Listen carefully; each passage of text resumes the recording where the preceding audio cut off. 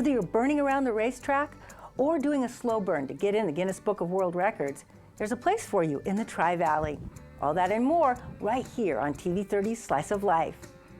In Dublin, kids, corporations, and families are feeling the need for speed. They're strapping into electric go-karts and racing on indoor tracks for the fun of it.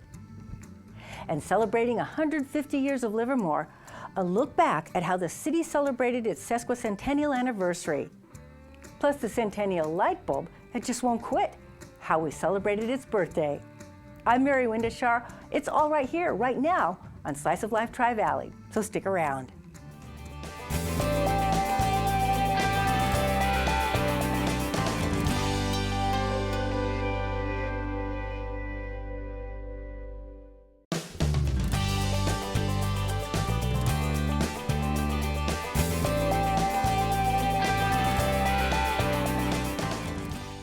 Do maximum excitement and safety sound like contradictions? Well, Dublin's electric go-kart experience also promises eco-friendly rides and fun for everyone, from families to thrill seekers. So here's a look at an activity that could leave you breathless.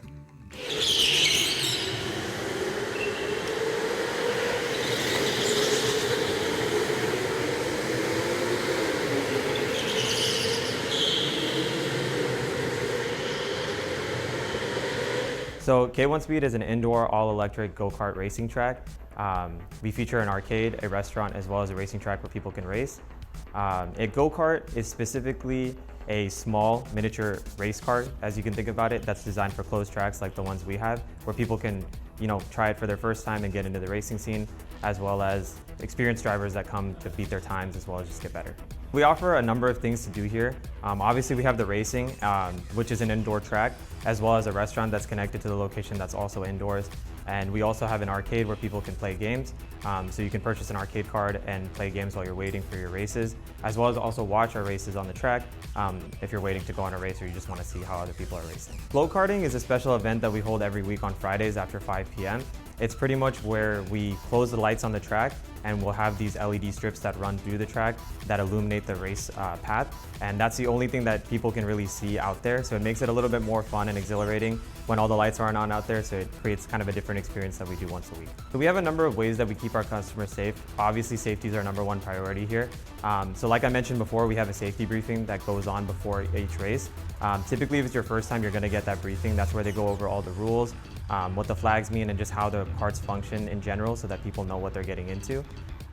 We also have someone that masters the race. So during the race, there's someone that has a remote control that's controlling the carts. So if there's any need for slowing down people or shutting off the carts to slow everyone down completely, they can do so.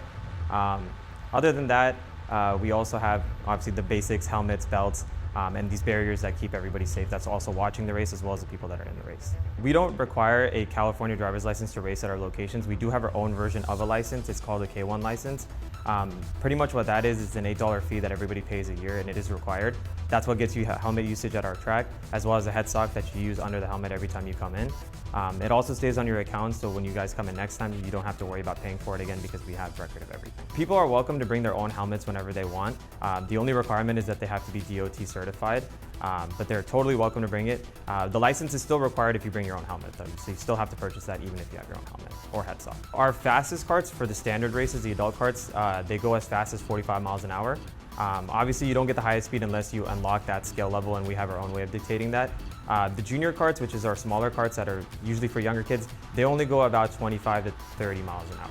Typically, people will come here for their first time and do 2 races. So for 2 races, it's roughly about $50. And you'll also have to get the license if it's your first time here. That's about $8. So it's roughly about $60 a person if you're doing 2 races for the first time here. So reservations are not necessarily required if you're coming just to walk in and do a race with your group or your friends.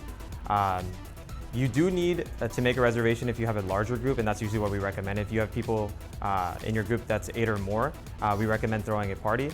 So we offer corporate events, birthday parties, as well as just family and friend events that people like to throw here. The benefit with that is that it lets you have your own private race, and you also get food, room, and drinks included with that party. We're open 7 days a week, 364 days a year. We're only closed on Thanksgiving Day, but we're open every other day. We have some early closures for certain holidays, but we're open on those days as well. We're located here in East Dublin. We're just a couple minutes away from the Dublin BART station. located just down the road. So you'll find us no problem. We have a big building. As soon as you enter the business complex, you'll see us. And we look forward to seeing you guys. If you wanted to find more information about K1 Speed, you're always welcome to go to our website. It's k1speed.com.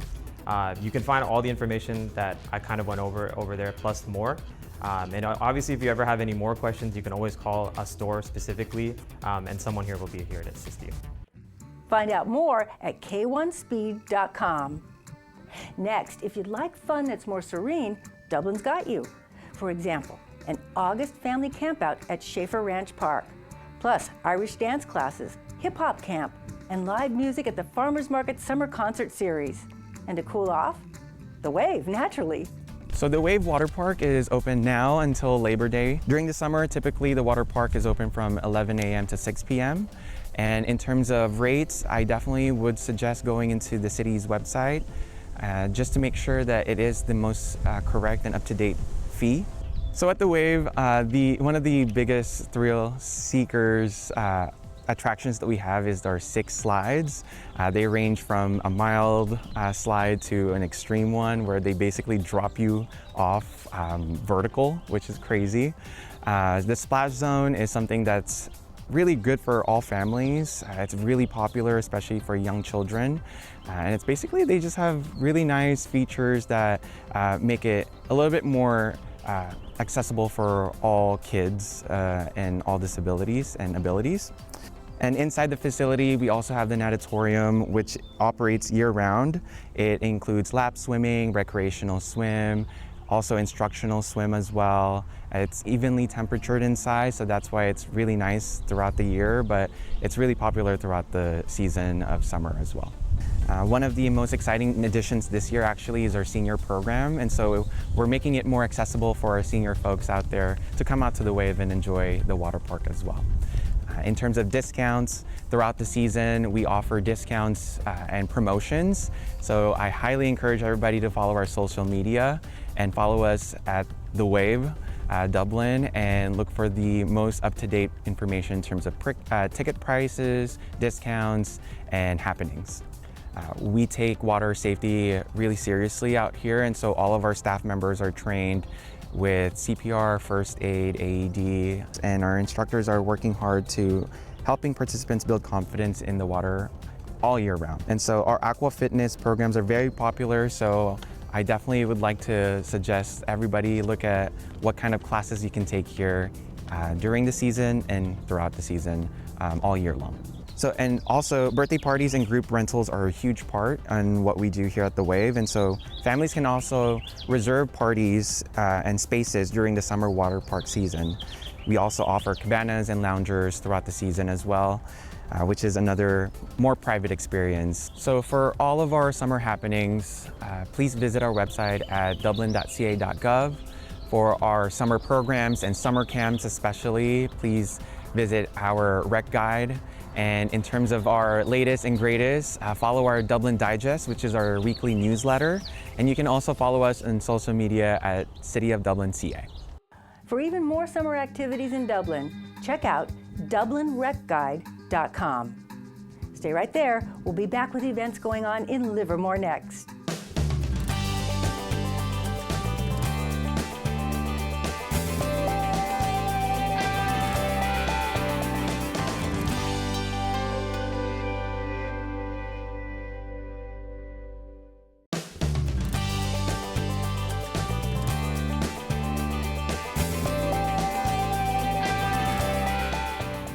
When 150 years ago, William Mendenhall named his community after another rancher, Robert Livermore. And less than a month ago, the city celebrated that anniversary with music and speeches, all recognizing Livermore's history, traditions, creativity, and civic pride.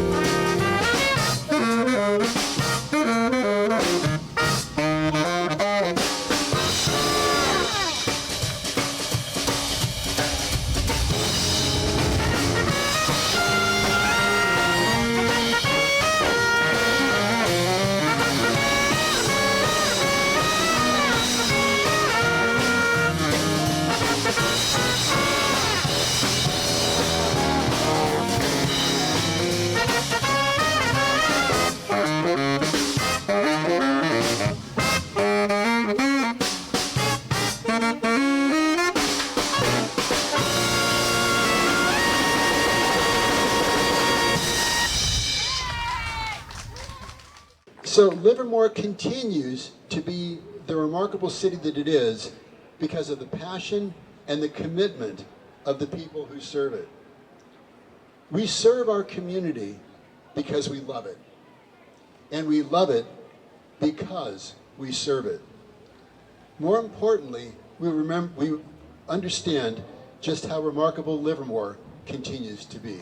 The significance of this event for me is that Livermore is this incredible community that both is founded on tradition but also has a lot of innovation to it. And I think we're standing in the middle of a downtown right now that has reinvented itself over the last 20 years. And as someone who's born and raised in Livermore and now has worked for the city for the last 20 years, being able to witness the transformation of this community I think is really powerful, and inviting people to come and celebrate our long history as we look forward to what the future holds is a really important thing for us to do. I've lived here since 1976. I've been a part of this community, grown up in this community. Our kids have grown up in this community. I love it, and I want to be a part of this special celebration.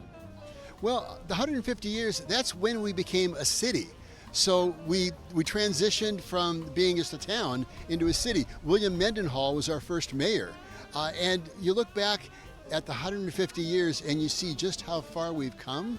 And this continues to be a remarkable community. I'm very proud of that and happy to celebrate the 150th. Oh, Livermore's got a big history. It's not only rodeo, but the labs and just the way Livermore is growing and leading the valley here, leading the Tri-Valley. It's a big, important part of the state. People love this community. Robert Livermore was known, funny, Robert Livermore never actually lived in Livermore.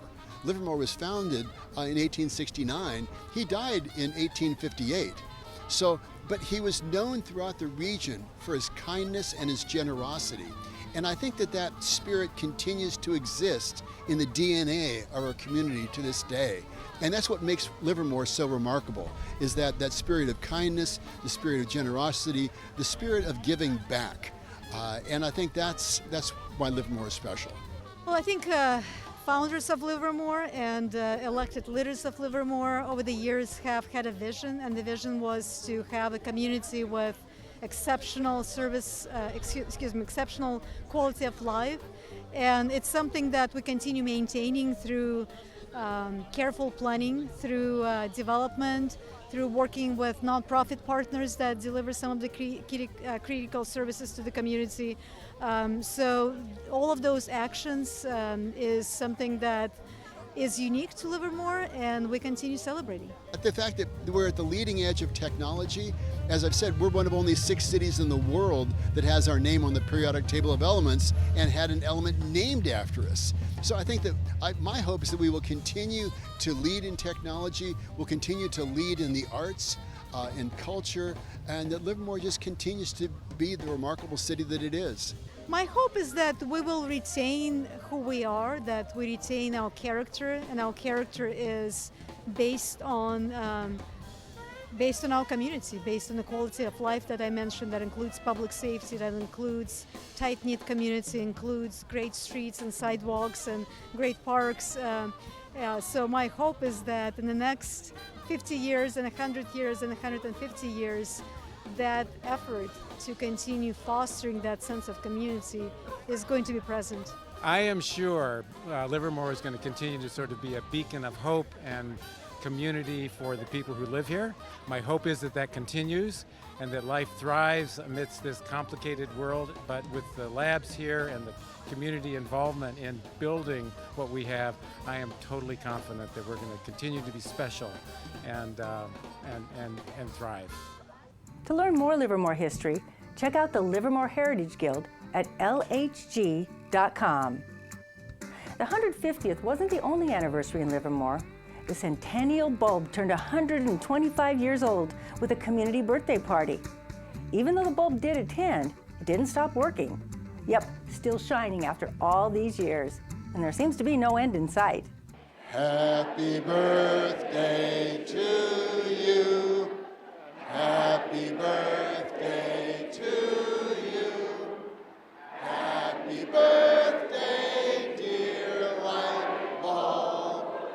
Happy birthday to you. and today's been a great day celebrating the 125th birthday of the Lightbulb burning here at our Fire Station 6 on East Avenue in Livermore, California. Just really excited to see the great turnout from the community and have a great event that was, very well attended. Just a great day overall. It's kind of like unique because if you think about that, 125 years ago, someone screwed that bulb in and turned the light switch on, probably not even knowing what that impact was going to do, over 12 decades later. So for us, it's a symbol for the fire department of resilience, dependability, consistency. That's what the fire department is all about. We respond to some of our residents' worst day, and we make things better. And the fact that this little bulb is, even though it's only about 3 to 4 watts, it's been burning this long, it's just a symbol for us because that's what the fire department is. We're dependable. You can hear the crews going on a call right now, but when you call, we come and we're always here to help. Just like when you come to the fire station to see the Centennial light bulb, it's always on and it's not gonna burn out. What an amazing event this is. You look at the crowd that's out here, all the people, and we're here celebrating a light bulb. This is the 125th anniversary of the world famous Centennial Livermore bulb. It's been burning for 125 years, recognized by the Guinness Book of Records and Ripley's Believe It or Not as the longest continuously burning light bulb in history. So it's a great community, it's a great party, and we're glad everybody's out here. I am just thrilled at the show of people today. It just shows how the heritage of Livermore and this community is very Americana. I love it. And so we're talking about a light bulb, but it's really about the heritage and just serving the city of Livermore. They've been serving them since 1899 when the light bulb was built, basically. But it was installed in 1901. We've never forgotten. And some of the volunteers I talked to back in the day actually were little kids walking by the light bulb when it was on. They said, "Oh yeah, I remember it very well. Used to ride my bike or walk by it." I never forgot that, and I'm very proud to be part of this heritage. This station's known around the world for having the longest burning light bulb, and the thing that makes it special here is the people here get to meet people from around the world who come to see it every day out of the year. There isn't a day that goes by that someone's not inquiring about the bulb or coming to take a visit. The light bulb is very special to us. It means so much that to see so many people that come from all around the world to come and visit it, it really brings it back at how important it really is. Glad to be out here today with a great group of people from the community, and we got a bunch of firemen in the back serving hot dogs, cooking off of our trailer, and having a great day. Yeah, so today we've prepared some hot dogs for all the guests, and we're serving some chips and some nice cold drinks. So it's a fun day. I'm glad that everyone can come out and enjoy themselves and just be at the fire station. I mean, we love being here, so I'm glad that we can open it up to the public and have them enjoy what we are living in every day. It's really fun. It's probably the time of my life because I was never to like a festival this big. I just like seeing the light bulb. It's the first time seeing the light bulb for me too. The mission of our foundation is to support injured and fallen firefighters and police officers, and we also reach out to numerous organizations with a similar cause as ours, one of which is the Firefighters Burn Institute. They host a couple summer camps for children and burn victims up at Camp Arroyo in Livermore, as well as Elise Ann Rouge Burn Foundation. The Stop, Drop, and Roll curriculum came from them back in the late 70s, and we still love supporting good causes such as that. So there are a few ways you can donate. The best is to donate to our LP Fire Foundation. You can find us on Instagram at LP Fire Foundation, and there's a link directly to our Instagram, and people can donate in that route. There's lots more info about Livermore at your fingertips. Just visit livermoreca.gov. Stay right there. Slice of Life will be back in just a moment.